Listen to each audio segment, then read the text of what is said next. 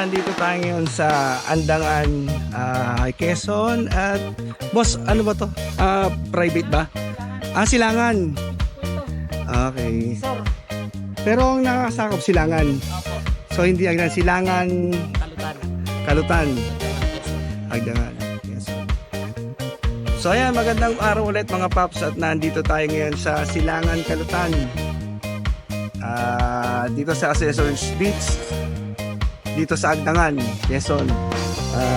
Check natin kung papayagan tayo na yan yung feature yung kanilang resort. So ayan, so pinayagan tayo. Kuya, anong pangalan mo, kuya? O yan, si Sir Norman. O ito yung loob ng Accessor Beach dito sa Silangan, Kalutan, Agdangan, Quezon. Ayan. Gandang hapon po. Makikibideo lang. So ayan, ito ang kanilang beach front. So white sand naman. Hindi pa naman lumulubog ang araw. Malinis. At maganda yung resort nila.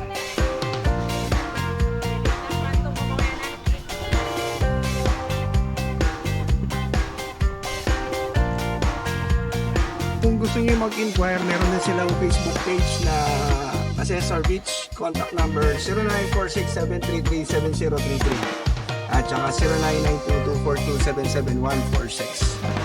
So dito yan, Silangan, Kalutan, ano sir? Silangan, Kalutan, Agdangan.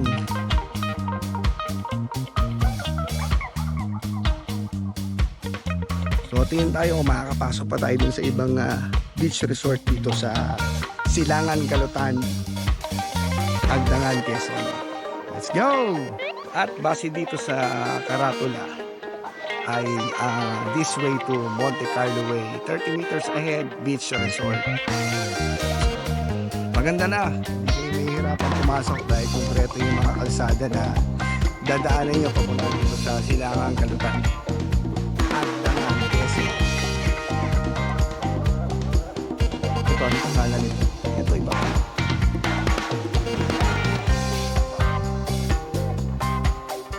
Naghahanap ng mga beach na pwedeng puntahan dito sa Agdangan, Quezon. Ito yung mga beach front nila. Yan, yung Monte Carlo Way at saka yun, yung Accessor Beach. So, lakad pa tayo mga paps. Tignan natin yung iba. So isa sa mga napansin ko dito sa mga beachfront ng Agdangan, Quezon, hindi siya ganun ka-alon. Kasi kung mga nasa cove nga yung yung mga dagat nila, so payapa yung dagat. So safe para sa mga bata. Tingin ko hindi naman ganun kalalim. Pero syempre iba pa rin yung nag-iingat pagka yung mga bata na naliligo. So susunod natin pupuntahan kung papapasukin tayo ay itong La Bresa, which is bago lang daw. La Cereza pala yun. Nandito tayo ngayon sa La Cereza, Silangan, Kalutan pa rin dito sa Agdangan, Quezon. Kasama natin si Ma'am Jovelyn para ilibo tayo dun sa kanilang resort. So dito is meron silang kiddie pool at saka swimming pool na available. Tapos bali naka-promo po kami sir hanggang February 28 po. Bali, ito pong TP Hut is, ang day tour po is 1.5, for overnight naman po is 1.5 po. Tas ito sa itong ito na po, to, hanggang dyan po. 1,500. Yes po, ang overnight, tas 1K po pag day tour. Day tour. Tapos ito pag pong anahaw, pag day tour is 2K, then overnight was 2.5. 2K ang overnight, 2,000 ang day tour. Opo. So sa time teaching nyo, ma'am, Ang teaching po, pag malaki po is 300 po ngayon kasi po promo. yes po. Tapos pag ganito po is 150 po pag regular. Regular lang po. days lang. Overnight na yun o day Yes. tour? Overnight na po siya, sir.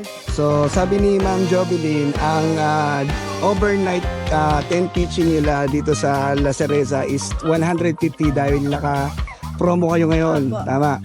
So pagka after February, magkano yung magiging rates nyo, ma'am?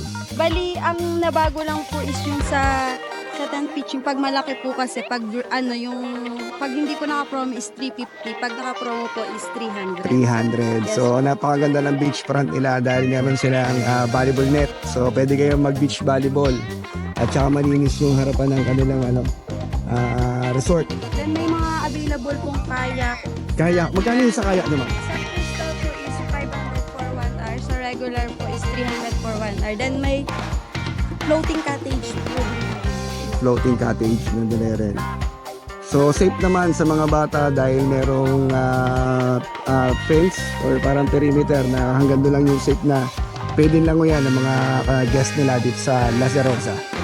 So, yung sa mga room rates niya, ma'am? Sa mga room po is sa minor po is 2 packs for 3,150 po kasi naka-promo po siya ngayon. Then, pag 4 packs po is 4,050 po. Pag 4 packs po. 4 packs is 4,050 and yung 2 packs po is 3,550 po. 3,550 sa promo rates yun. Pagka regular rates nyo, Taas po yan. ayun po yan. Yung pong sa taas yung minor, tapos yung grande po is pang family na po siya. Okay, yung pang family magkano? Family po is 10,800 po. Naka-promo po siya ngayon. So ayan, yun yung mga room rates nyo. Available naman yung kung gusto nyo merong kung meron kayo hindi naintindihan sa mga pinagsasabi namin ni ate, nasa Facebook page naman yan. O yung villa nyo, magkano? Bali, yung villa po ngayon is 18,000 po ang, meron na po siyang, mga, may rep na po, may lutuan na rin po siya. Ito po siya. Yan yung villa nila. So good, ang ilan ang maximum capacity ng villa nyo? 14 to 18 max po siya, sir. So ayun, nakita nyo yung villa rates nila, nasa 14 to 18 packs. And ang amount niya overnight is 18,000 po kasi naka-promo po siya hanggang ngayon. 18,000. Apo. So 14 to 18 ang capacity ng kanilang villa. Ayun dyan, yung isang buo na yan? Yes po, lahat po yan. Wow, napakalaki para sa 18,000 mga paps. So nakita nyo naman sa drone shot, may kuha ko niyan. Yung kanilang villa. So ayan, Ma'am Jovelyn, maraming salamat. And abangan nyo yung video sa biyahe ni Papi dito sa Agdangan, Quezon. Sige, maraming salamat. And goodbye for now, La Cereza Beach Resort. Thank you. Kasi, salamat. Comment ko dun sa La Cereza Beach Resort is malinis at saka bago. So, bukod dun sa unang napuntahan natin na parang public resort lang din is okay naman. Medyo makita nyo naman sa Facebook nila, mura lang naman din siya. Pero itong La Cereza pang pamilya. Tapos pambarkada rin at the same time kasi nakita nyo naman ang daming mga tent na set up dun sa tabing dagat nila. At saka mukha namang malilim dahil punong-puno ng puno ng buko.